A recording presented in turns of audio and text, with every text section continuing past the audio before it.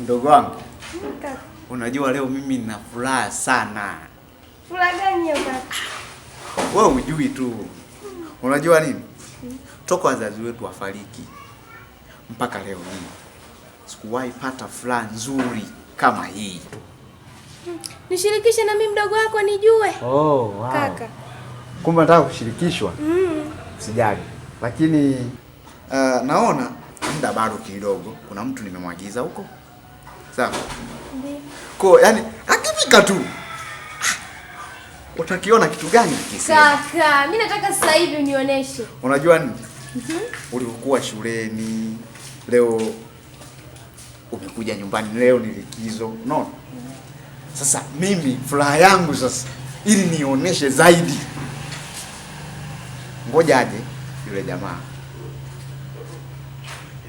Nikuonyeshe kitu gani? Unajua kaka? Toka mama na baba wafariki hapa nyumbani, wewe ndio naye kutegemea. Unalifahamu hilo? Oh, wow. Kwa hiyo usije ukandanganya mimi hapa. Ni kweli.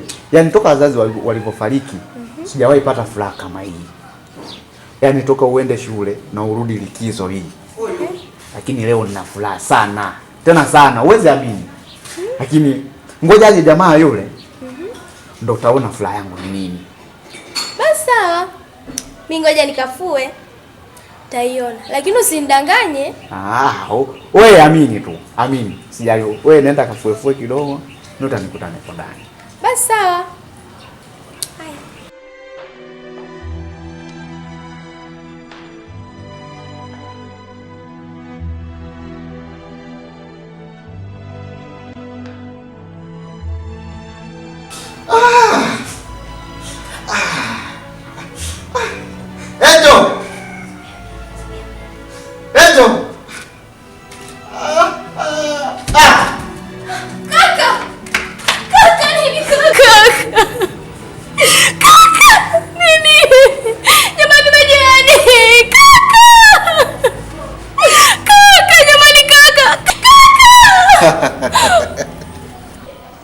Surprise.